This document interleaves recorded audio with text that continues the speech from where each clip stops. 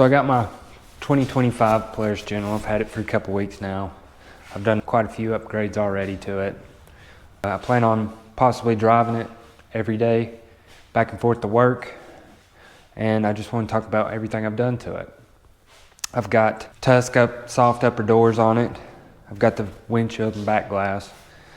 Pretty much everything I've bought's kind of been the lower end. I haven't done the glass just purely because of the prices of everything. But I've got a snow plow, which I may be showing you today, and a Memphis audio sound system, which I've had a lot of problems with that. I got it through Amazon. I don't know if I should have ordered straight from the company, but I just want to show some of the stuff I've done to it. So here we go, let's get into it.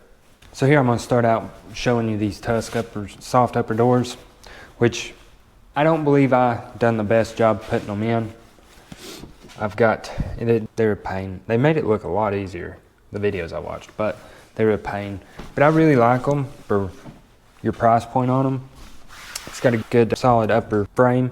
The vinyls, I'm not in love with this setup style they've got, but I thought when I was looking at them, I thought with how they look and some of the homemade door kits, that it's a very good possibility I could get some plexiglass and cut out myself and maybe modify these frames to make a plexiglass door kit or upper door.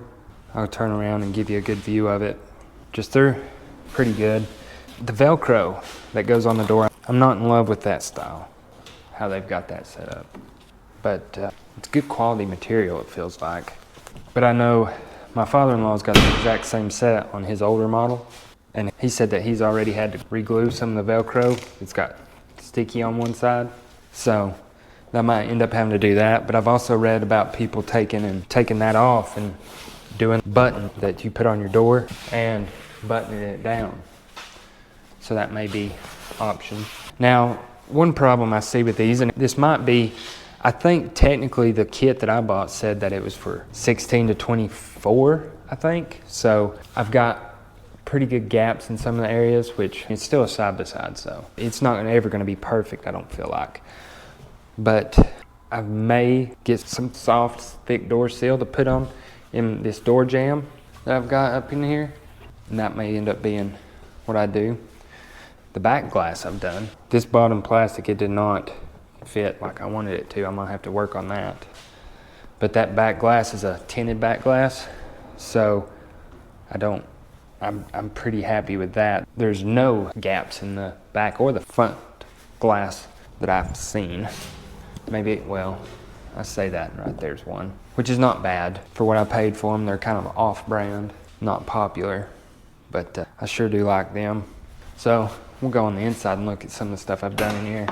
The lighting is gonna be pretty bad for in here.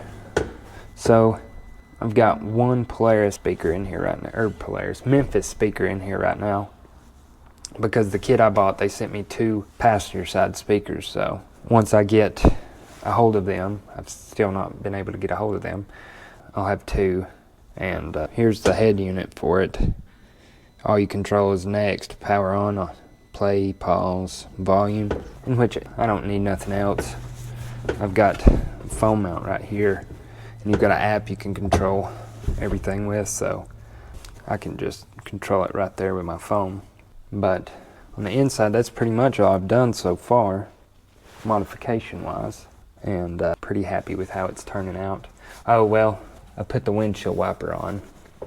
It's just a windshield wiper motor. Here's your switch to turn on and off. It's just straight wired to the pulse bar.